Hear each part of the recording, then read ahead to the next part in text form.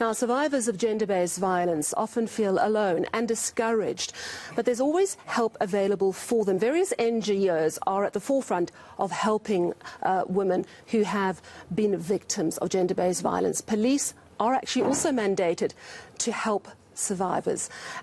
So let's continue as we look at gender-based violence. eNCA reporter Ayesha Ismail joining us from the Brackenfell Police Station. Ayesha, thank you so much. So you've been talking to non-governmental organisations. What have they been telling you specifically about this issue of how very terrifying it can be to report a crime?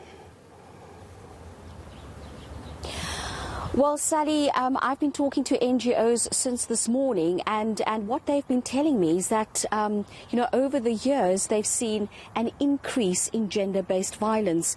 They say they've been forced to employ more staff to deal with cases, and very often they say when the victims go to the police stations, that is often another traumatizing experience for them, because one finds that not all police officers are trained to deal with cases of gender-based violence. So much so that some organizations, and the one organization that I went to this morning was Elita Labantu, they have offered to train police officers, and the director of Elita Labantu was saying to me she was very pleased that a number of station commanders have actually welcomed this training by Elita Labantu.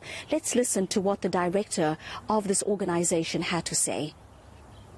We've noted that concern, and as an organization, because we picked up the gap in terms of handling of cases and how sometimes police officers, particularly the frontline police, are not sensitive enough or not equipped enough to handle and differentiate when we're talking about gender-based violence. What are we talking about?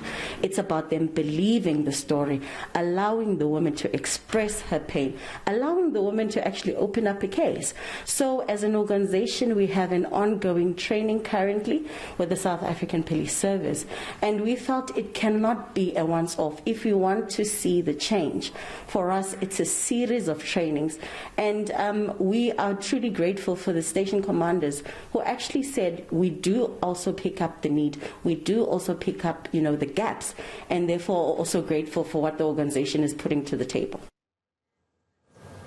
All right, so every police station has a room, or is meant to have a room, that makes someone reporting a gender-based crime feel safe and comfortable.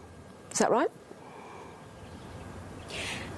So, Sally, I'm told there are about 156 victim-friendly rooms, and as we said earlier, I'm at the Brackenfell Police Station, where standing outside one of these victim-friendly rooms, I'm now joined by Sean Kuhn from Business Against Crime. Now, you were telling me earlier that you're intending to refurbish some of these rooms?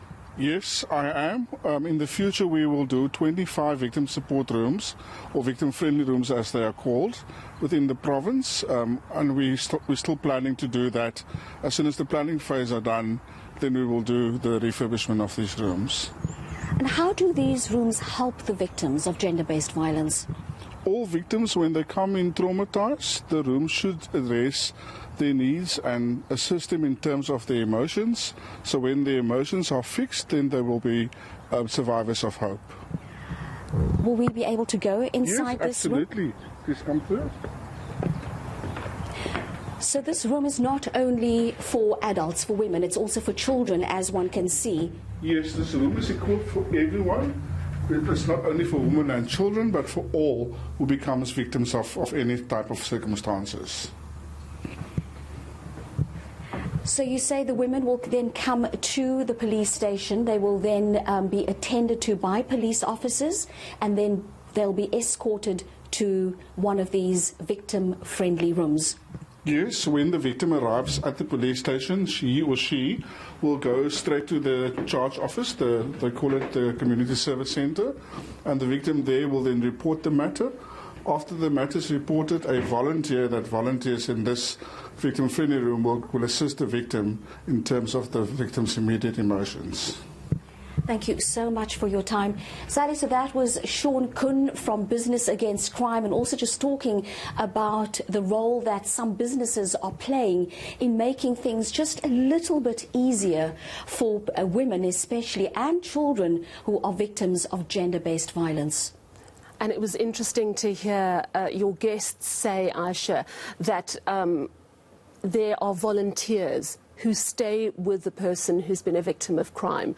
And I would imagine that the last thing you need is to be shut in a room on your own when you've gone through a traumatic experience. It's good to know that there's also that awareness that person might need someone with them, just keeping them company as they go through the traumatic aftermath of a crime. Thank you very much. That's Ayesha Ismail in Cape Town.